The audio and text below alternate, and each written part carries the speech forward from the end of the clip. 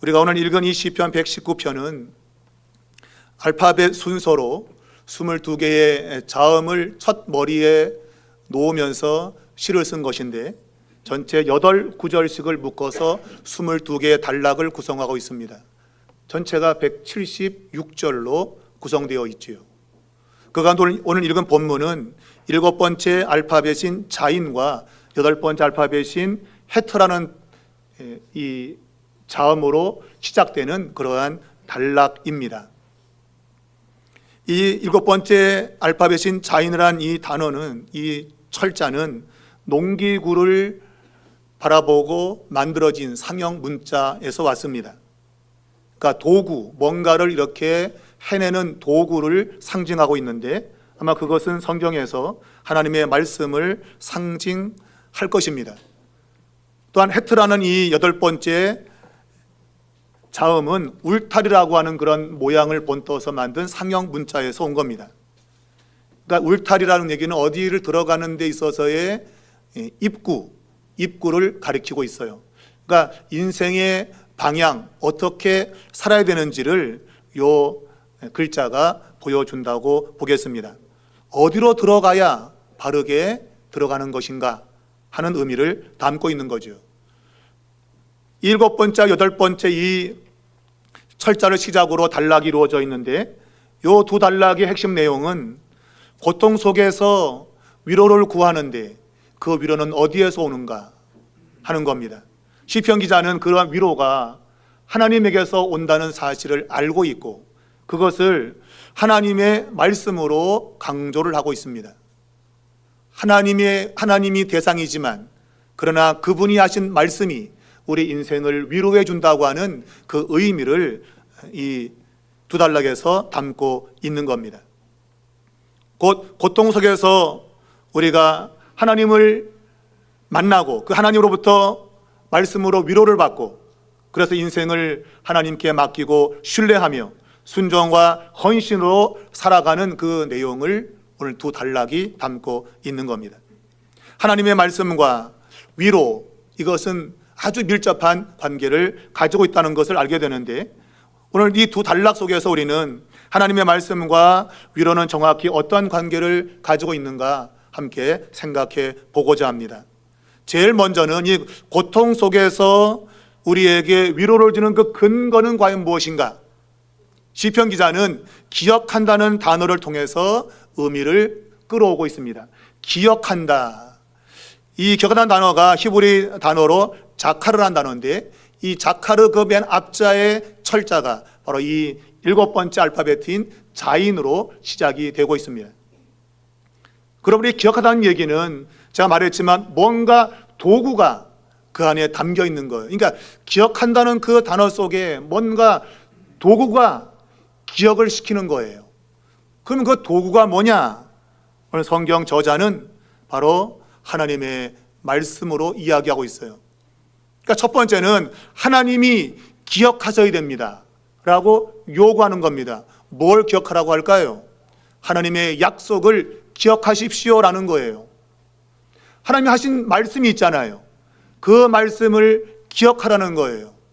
하나님의 말씀은 우리가 고난 속에 있을 때 내가 너를 도와주겠다고, 내가 너를 위로해 주겠다고, 내가 너를 건져주겠다고 하신 말씀이었습니다.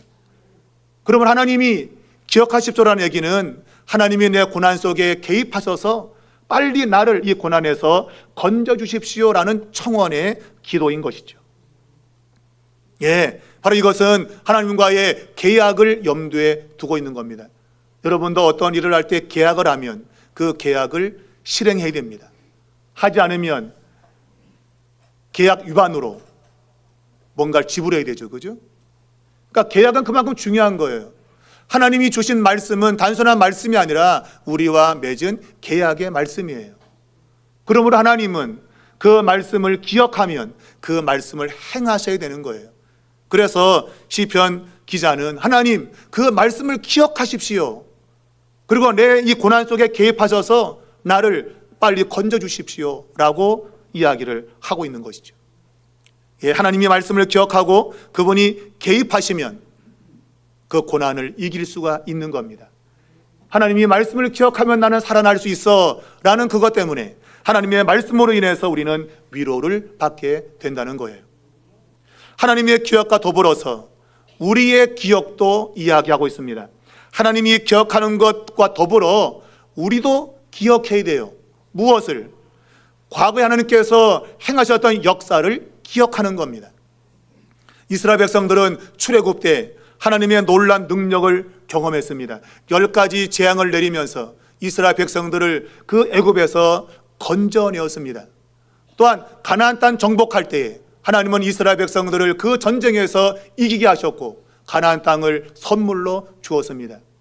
그러한 지난날의 하나님의 역사를 내가 기억할 겁니다. 그 역사를 기억할 때 오늘 그 마음에 위로가 오는 거죠. 어려움이 지금 내 앞에 있지만 그러나 하나님이 과거 행하신 일을 생각하면 그래, 이 어려움 얼마든지 이길 수 있다 라는 것으로 위로를 받는다는 것입니다. 52절을 보면 주의 옛 규례를 내가 기억하고 55절을 보면 밤에 주의 이름을 기억하고. 하나님의 기억도 중요해요. 그러나 우리의 기억은 훨씬 더 중요해요. 왜냐하면 하나님은 잊어버리는 법이 없어요. 근데 우리는 잊어버려요. 지난날의 하나님 역사를 까맣게 잊어버리고 현재 문제만 바라보면서 근심과 걱정의 세월을 보내는 것이 우리들입니다. 만일 지난날에 하나님 행하신 것을 내가 알고 있다면, 기억한다면 우리는 염려하지 않을 거란 말이에요. 하나님 그렇게 하셨는데 지금도 하실 거죠. 그러므로 우리는 고난 속에서 그러한 위로를 경험하게 된다고 하는 거예요. 그래서 우리의 기억은 현재 문제를 바라볼 때에 과거의 역사가 마치 그 안경 렌즈를 끼는 것으로 생각하면 됩니다. 우리가 안경에 뭘 쓰느냐에 따라서 다르게 보이거든요. 우리가 파란색을 끼면 파랗게 보이고 빨간 걸 쓰면 빨갛게 보여요. 과거에 하나님께서 고난에서 건진 그 사건을 내가 안경을 쓴다면 현재 문제도 얼마든지 여러분 극복하고 이길 수 있다는 거예요. 그래서 과거의 사건을 오늘 현재 나의 현실의 렌즈로 본다 그 얘기입니다. 그러면 그 마음에 위로가 찾아온다는 거예요. 하나님은 우리에게 그걸 요구하시는 거예요. 시편 저자를 통하여 나는 너의 모든 일을 다 알고 있고 나는 기억하고 있어. 그러니 너도 기억해. 그러면 내가 역사할 거야 라는 말씀을 주고 있는 거예요. 그래서 현재 고통을 아까 말한 대로 그 지난날의 승리의 렌즈로 바라보면서 고난을 말하자면 이겨내는 저항력을 키우는 거예요. 여러분과 저는 코로나19를 지나면서 백신을 맞았어요. 저는 2차까지 맞았는데 약간 부작용이 약간 저한테 있었어요. 그래서 2차까지 맞고 중단을 했어요. 근데 어떤 분은 막 6차까지 맞은 분이 계세요. 그거 왜 맞아요? 코로나에 걸리지 않기 위해서예요. 코로나에 안 걸리기 위해서 코로나균을 내 몸에 넣는 겁니다. 약한 걸 넣는 겁니다. 그래서 그 강한 게 와도 적응됐기 때문에 아무런 그러한 충격이 없는 거죠. 우리는 그걸 백신이라 그래요. 하나님이 우리의 인생 가운데 여러 가지 어려움을 주셔요.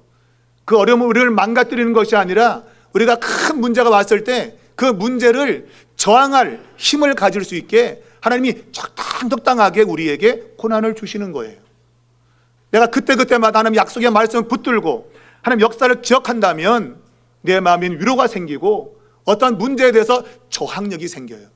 그래서 낙심하거나 불평하거나 원망하지 않아요. 여러분과 저에게 그러한 백신의 은혜가 있기를 바랍니다. 여러분, 하나님은 우리가 어떻게 될지를 이미 다 알고 계세요. 그리고 우리에게 말씀을 통해서 우리를 위로해 주시는 겁니다. 말씀을 기억하면 우리는 절대로 실망이나 좌절을 하지 않는 거예요. 오늘 성경 저자는 이러한 위로의 요소, 곧 하나님의 말씀을 계속 반복을 하고 있습니다. 첫 번째는 약속의 말씀을 이야기하고 있고 그 약속의 말씀을 내가 지키는 것을 이야기하고 있고 더 나아가서 공동체와 함께 더불어 이 약속의 말씀을 노래하는 것으로 이야기를 하고 있어요. 그러니까 하나님의 말씀을 계속 반복하는 거예요. 이것은 하나님 말씀을 가까이 하는 겁니다. 오늘도 말씀을 가까이, 내일도 말씀을 가까이, 그리고 공동체와 함께 말씀을 가까이 하는 거예요. 그래서 이 공동체에서 54절을 보면 나그네 된 집이라고 말했어요. 이건 공동체를 가리키는 거예요. 뒤에 내가 설명하겠지만 우리는 나그네 인생입니다. 나그네 사람끼리 모여있는 집, 이거는 믿음의 공동체예요. 이 공동체 안에서 주의 말씀이 나의 노래가 되었다고 했어요. 하나님 말씀을 선언하는 거예요. 나도 선언하고 당신도 선언하고, 그래서 말씀을 통해서 우리 안에 위로를 경험하게 된다는 말이에요. 여러분, 옛날에 구약에서는 성전을 바라보며 위로를 받았어요. 또한 의식을 행하면서 제사를 드리면서 이스라엘 백성들은 위로를 받아요. 왜? 성전과 이 의식이 하나님의 역사의 보증이거든요.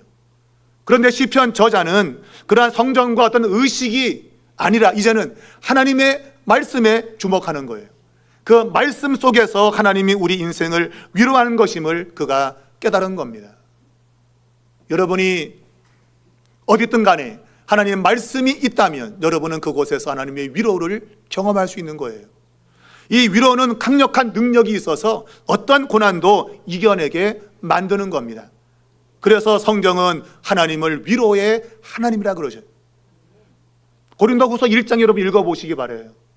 위로의 하나님은 위로하시는 분이에요. 특별히 우리가 의지하는 성령님은 영어로 컴포트라 해요. 컴포트. 그게 뭐예요? 위로자라는 뜻이에요.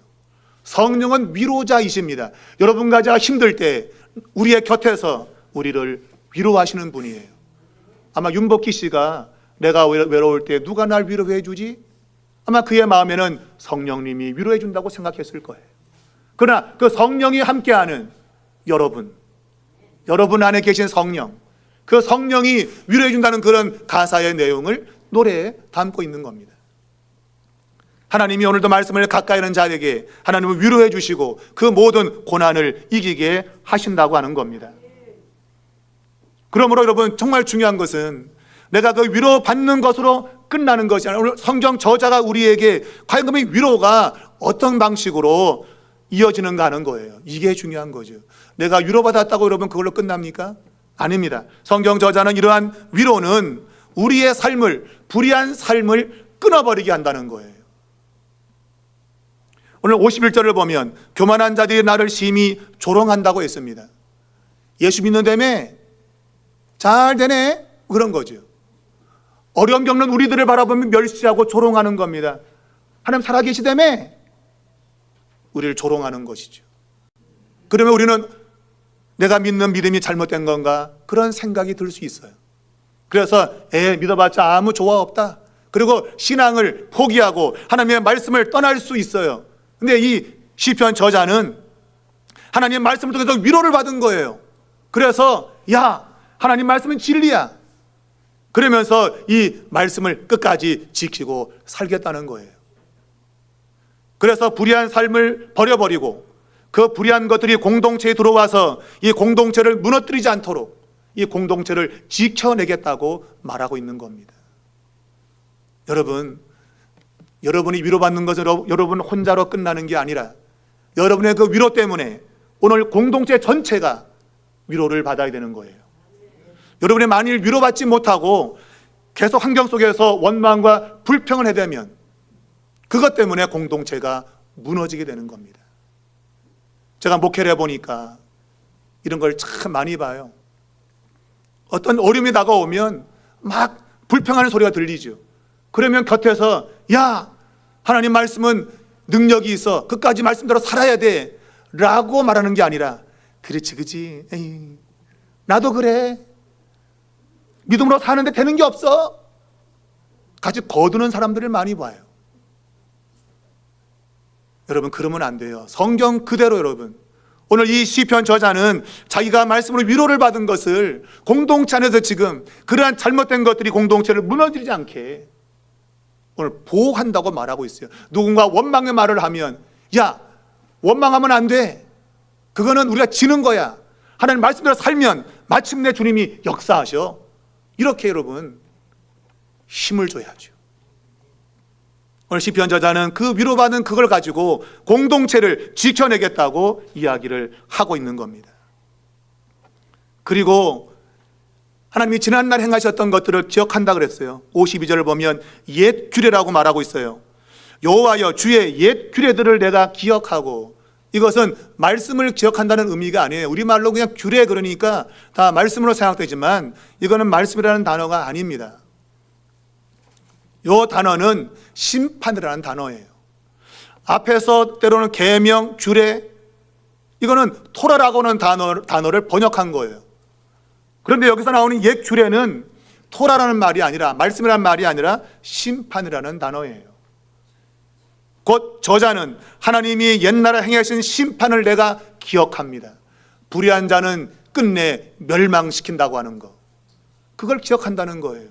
그러므로 내가 지금 삶이 어렵다고 불의와 타협하며 내가 유익을 찾는 그런 길로 절대 가지 않겠습니다. 왜? 하나님은 불의한 자를 끝내 심판하는 분이기 때문입니다. 그걸 기억하면서 그는 오늘 본문에 보면 스스로 위로받습니다. 내가 지금 힘든 길을 걷고 있지만 주님이 마침내 이 힘든 길에 나를 건져주고, 그리고 불의한 사람을 심판할 것을 내가 알고 있습니다 하면서 위로를 받는다고 고백을 하는 것이죠. 사랑하는 여러분, 힘들고 어려워도 절대로 불의한 길을 가지 않기를 바랍니다. 아무리 좋은 것이 내 앞에 있어도 하나님 말씀이 아니면 가지 않기를 바랍니다. 시편 저자는 하나님이 살아계신 걸 믿었고 말씀을 통해서 확신한 것이죠. 여러분과 저에게 그러한 선택이 있기를 주의 이름으로 축원합니다. 여러분, 정의는 반드시 실현됩니다. 하나님은 의로우신 분이고 반드시 불의한 것들을 심판하신다는 거예요. 여러분, 그러한 것들을 오늘 고난 중에서 말씀을 통해서 그는 깨달은 거예요. 우리 이런 것을 영적 각성이라 그래요. 영적인 각성. 우리 어려움을 당하면 그냥 어려운 문제만 해결되기를 바라요. 그래서 뭔가 잘 되는 것이 있다면 불의한 것도 상관없는 거예요. 그냥 이 문제만 벗어나면 그냥 된다는 식으로 사는 거예요. 그러나 고난 중에서 하나님 말씀을 대한 이 시편 저자는 영적인 각성이 일어난 거예요. 내가 잘 되는 것이 목적이 아니라 하나님이 의로우신 분이니 의로운 길을 가는 거다. 이게 영적인 각성인 거예요. 여러분, 여러분과 저에게 영적인 각성이 있길 바라요. 여러분, 곧 죽어도 의로운 길을 가셔야 돼요. 하나님이 의로우시기 때문입니다. 오늘 시편 저자는 궁극적으로 하나님께서 문제를 해결해 줄 것을 그는 바라보고 있는 거예요. 왜? 말씀이 그렇게 이야기하기 때문이에요.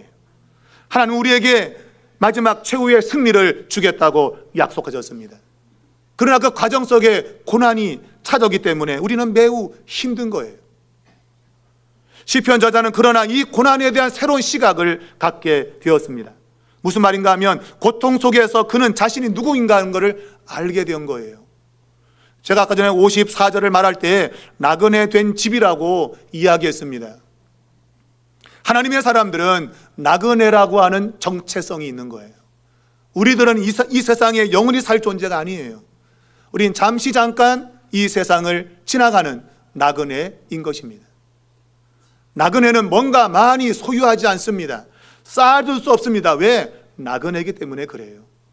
제가 중국을 갔다 왔는데 중국에 가서 사는 동안에 많은 걸 준비하지 않았어요. 왜? 다시 돌아가야 되기 때문에. 나그네라는 사람은 이 땅에 뭔가를 많이 쌓아두지 않아요. 잠시 잠깐 지나가는데 쌓아둘 수 없는 거예요. 가끔 당근에 보면 이민을 간다고 자기가 쓰던 아주 깨끗한 물건을 싸게 내놓은 사람이 있어요. 급하게 이민 가야 돼서 이걸 못 갖고 가니까 팔고 간다고. 맞아요. 떠나는 사람에겐 이게 필요 없는 거예요. 여러분과 저와 이 세상을 떠날 때 짊어지고 가겠습니까? 냉장고, 자동차? 우리는 다 두고 가는 것들이에요. 근데 우리는 다 두고 갈 것들에 대해서 우리는 많은 염려와 근심을 두고 있는 거죠. 시편 저자는 고난 중에서 이걸 깨달은 거예요. 아, 나는 나그네 인생이구나. 하나님이 이런 고난을 준 것은 내가 나그네 인생인 것을 알게 하려고 하셨구나라는 거예요. 여러분, 이건 매우 중요한 이야기를 하는 겁니다. 우리는 이 땅에 영원히 살 존재가 아니라 잠시 잠깐 지나가는 존재입니다. 성경 우리를 순례자라고 말하고 있고, 그리고 거류민이라고 말하고 있습니다. 제가 중국에 있을 때 한국 사람으로 많은 어려움을 겪죠. 왜? 중국 사람이 아니기 때문에 그래요. 어쩔 수가 없어요. 저는 그 나라의 나그네거든요. 그러니 어려움을 겪을 수밖에 없어요. 시편 저자는 하나님이 나를 고통 속에서 두시는 것은 나로 하여금 나그네의 정체성을 알게 하려고, 그러면 절대적으로 하나님밖에 의지할 것이 없는 거예요. 이 세상엔 의지할 것이 없어요. 나그네는 오직 나를 불러가실 그 하나님밖에 의지할 것이 없다는 것을 비로소 깨닫게 되는 겁니다. 여러분, 이것이 제가 8번째 철자인 헤트를 설명할 때 말씀을 드린 거예요. 이 8번째 철자 헤트라는 이 철자는 문의 입구를 이야기할 때 사용되는 철자입니다. 문의 입구는 뭐예요? 삶의 방향과 목적을 이야기하는 거예요. 어디로 들어가야 내가 제대로 들어가는가, 그 문을 찾는 거예요. 나그네는 여러 개의 문이 있지 않아요. 나그네는 이 땅에 문이 없어요. 오직 하나님께로만 문이 열려 있는 거예요. 오늘 그것을 시편 저자는 하나님이 자신의 분깃이라고 고백하고 있는 것이죠. 바로 57절 보면 여호와는 나의 분깃입니다. 이 세상에 나의 소유는 없다, 그 얘기예요. 오직 하나님만 나의 소유라는 거예요. 바로 그것이 헤트라는 철자를 통해서 보여주고 있는 겁니다. 여러분, 바로 이 기업이라고 하는 것, 기업이라는 단어가 헤트라는 철자가 포함되어 있어요. 분깃이라고 하는 것. 바로 이 한 가지 문, 이 문으로만 들어가야 참된 인생을 산다고 하는 겁니다. 우리 예수님께서 요한복음 10장에서 나는 양의 문이니 내 양은 이 문으로 들어와서 꼴을 얻고 나간다고 했습니다. 우리 그리스도인들은 오직 하나님을 통해서만 인생의 꼴을 얻는 거예요. 세상 어디에도 우리를 먹일 것이 없습니다. 하나님만 우리를 먹이십니다. 바로 그것이 여호와는 나의 분깃이라고 시편 저자가 고백하고 있는 거예요. 사랑하는 여러분, 여러분의 분깃은 과연 무엇입니까? 여러분의 소유는 과연 무엇입니까? 은행에 있는 통장이 여러분의 소유입니까? 아니면 내가 살고 있는 집이 소유입니까?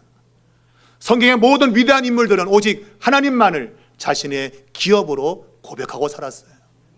바로 그것이 히브리서 11장에 나오는 믿음의 사람들을 소개할 때 아브라함과 이삭과 야곱을 소개하면서 그들은 천막에 살았다는 거예요. 그들은 집을 짓고 살 수 있었어요. 그러나 집을 안 지은 이유는 이 땅이 그의 집이 아니기 때문에 그래요. 그래서 영원한 본향을 향해서 그들은 천막을 치고 살았던 거예요. 언제든지 하나님이 오라 그러면 가는 겁니다. 집을 지으면 이 집을 두고 가기가 아깝잖아요. 못 가잖아요. 근데 천막에 살면 언제든지 접어서 갈 수 있는 거예요. 시편 저자는 이 헤트라는 이 철자를 통해서 하나님만을 분깃으로 여기고, 그리고 말씀을 지키는 삶, 곧 순종의 삶을 살 것이라고 고백하고 있는 겁니다. 여러분, 이 순종이라고 하는 것은 매우 중요한 의미를 가지고 있습니다. 오늘 이 순종의 시작은 말했지만 하나님 자신을 자신의 분깃으로 여기는 것에서 시작합니다. 하나님만 자신의 전부인 거예요. 이게 순종의 시작이에요. 그러면 순종의 마지막은 무엇일까요? 오늘 성경 저자는 주님의 인자하심이 땅에 충만한 것, 이것이 순종의 마지막이라고 소개하고 있습니다. 바로 그것이 64절에 주의 인자하심이 땅에 충만하였습니다. 여러분, 순종이라는 개념은 단순히 하나님께만 내 자신을 굴복하는 걸 말하지 않아요. 우리의 순종은 하나님이 이 온 세상을 하나님의 인자하심으로 충만히 채우는 것을 의미하고 있는 거예요. 곧 하나님이 원래 세상을 창조했을 때 그 창조의 질서를 회복시키는 겁니다. 인간이 타락을 해서 이 세상은 소망이 사라져 버렸어요. 근데 하나님께서 이스라엘 백성들을 선택하셨죠. 그 선택은 다시금 이 세상의 창조의 질서를 완벽하게 다시 회복하기 위함이었습니다. 이스라엘 선택하신 하나님은 시온산에서 계약을 맺었어요. 약속을 했어요. 너는 내 백성이라고 약속했어요. 그리고 그들이 하나님 말씀을 떠났을 때 그들은 바벨론에 포로가 되었던 것입니다. 바로 바벨론의 포로를 지나면서 그들의 생각은 달라진 겁니다. 하나님이 우리만 선택한 것이 아니라 이 모든 세상이 하나님의 자비와 긍휼을 입기를 원하시는구나 하는 것을 그들이 포로 기간을 지나면서 깨달은 거예요. 그것이 시편에 녹아 들어있는 겁니다. 여러분, 시편 저자는 하나님께 자신이 헌신한다고, 하나님만 나의 유일한 기업이라고 소개했습니다. 우리가 여기서 보면 이 58절에 내가 전심으로 주께 간구하였사오니, 우리말로는 이렇게 번역이 되어 있지만 실제로 히브리 문장은 이런 의미가 아닙니다. 이건 의역한 거예요. 의역. 58절에 내가 전심으로 주께 간구하였사오니 주의 말씀대로 내게 은혜를 베푸소서라고 되어 있잖아요. 이것이 히브리 글자로 이렇게 되어 있는 겁니다. 히브리 글자로는 할라파님이라고 맨 앞자에 나와 있어요. 할라파님. 이게 뭔가 하면 부드럽게, 그리고 얼굴을 이란 뜻이에요. 무슨 말일까요? 하나님의 얼굴을 부드럽게 해달라는 거예요. 하나님의 얼굴이 굳어 있으면 심판이거든요. 하나님의 온화한 얼굴을 해야만이 하나님의 자비와 긍휼이 임하는 거예요. 시편 저자가 지금 하나님의 얼굴을 부드럽게 해주세요, 내가 말씀을 지킬 테니까, 그 얘기예요. 우리의 충성과 헌신은 단지 나만 잘 되는 게 아니에요. 하나님이 세상 속에 하나님께서 자비와 은총을 다 내려주는 거예요. 모든 이에게. 그게 창조의 질서의 회복입니다. 인간이 죄를 지은 이유는 이 세상에 평안이 없어요. 질서가 다 깨진 겁니다. 하나님이 그 질서를 회복하기 위해서 이스라엘을 선택하신 거예요. 그러나 이스라엘도 실패하셨죠. 하나님은 그의 아들을 세상에 보내신 겁니다. 아들을 보내어서 십자가에서 죽으신 겁니다. 주님이 십자가에 죽으면서 뭐라고 했습니까? 하나님, 내게 못 박는 저들을 용서하여 주십시오. 예수님의 순종, 십자가 죽으시는 그 순종은 모든 인류에게 하나님의 보편적인 은혜를 내려주게 만든 거예요.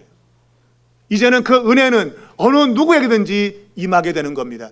과거에는 어느 선택된 일부분에게만 일어난 거예요.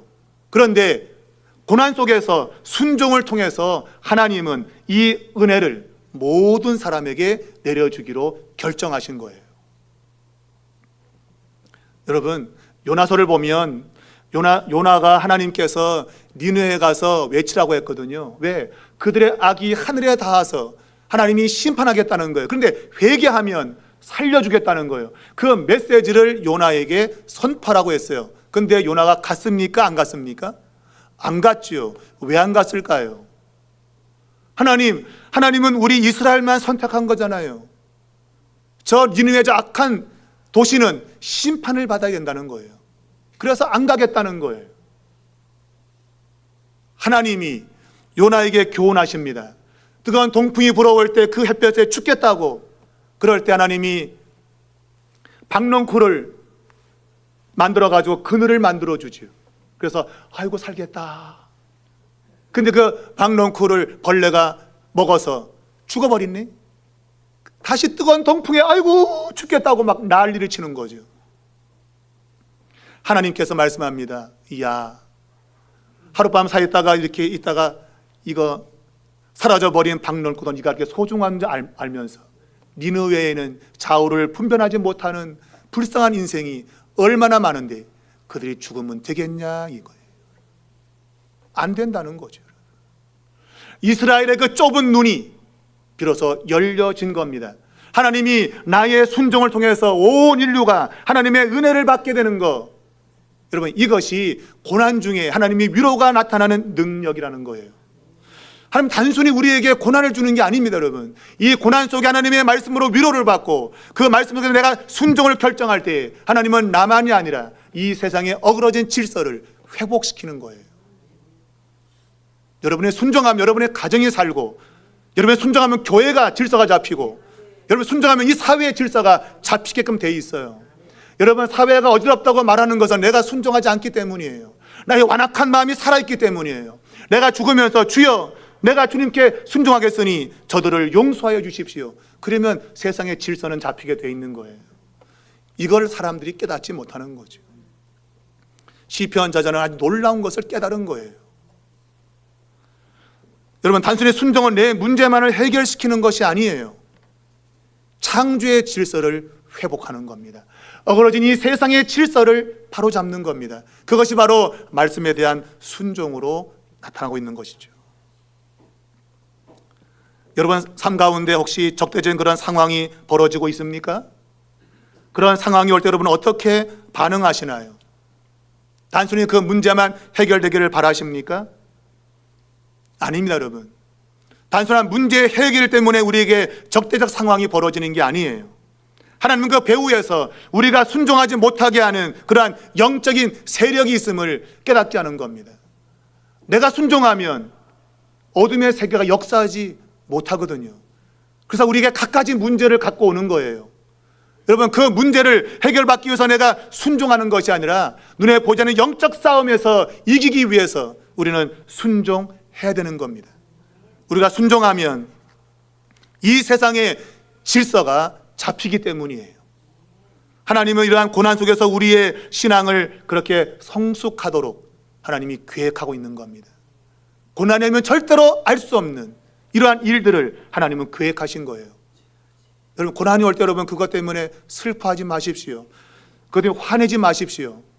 그 고난 속에서 여러분이 말씀을 가까이 하면 그 말씀이 여러분을 위로해 줄 겁니다. 그 위로는 여러분을 순종으로 이끌 것이고 그 순종은 어그러진 창조의 질서를 바로잡을 거예요. 여러분의 인생만이 아니라 여러분 곁에 있는 사람까지도 회복시키는 그러한 역사가 일어난다는 거예요. 지금 이 대한민국은 이것이 필요한 겁니다. 나 한 사람의 순종이 하나님의 창조의 질서를 회복하는 이러한 놀라운 능력이 있음을 기억해야 된다는 겁니다.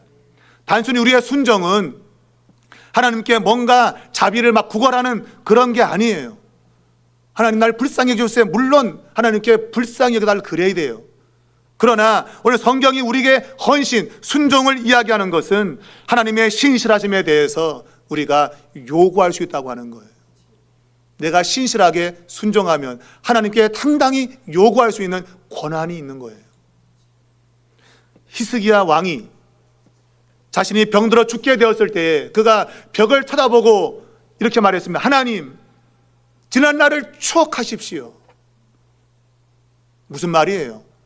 내가 지난날 하나님께 헌신하며 순종했던 것 기억하시고 나를 살려내세요, 그 얘기예요. 제발 살려주세요, 애걸복걸하는 게 아니에요. 하나님, 지난날을 추억하십시오, 기억하십시오. 그리고 나를 살려내십시오. 적어도 우리에겐 그러한 담력이 있어야 되는 것이죠. 내가 순종의 삶을 살면 하나님께 우리의 삶을 회복시켜달라고 요구할 수 있단 말입니다. 하나님은 신실하기 때문에 반드시 약속을 지키셔야 되거든요. 하나님은 순종하는 사람을 통해서 창조의 질서를 회복하겠다고 계획하셨으니 우리가 순종한다면 하나님은 회복해 주셔야 되는 겁니다. 하나님 말씀에 대한 순종은 단순한 규범을 이행하는 것이 아닙니다. 우주적 차원인 거예요. 모든 게 다 깨지고 망가진 우주의 질서를 바로잡는 그것이 여러분과 저의 순종을 통해서 온다는 말이에요. 그 순종은 어디에서 온다고요? 고난 가운데 말씀에 대한 위로에서 찾아오는 거예요. 여러분, 고난은 내게 유익인 겁니다.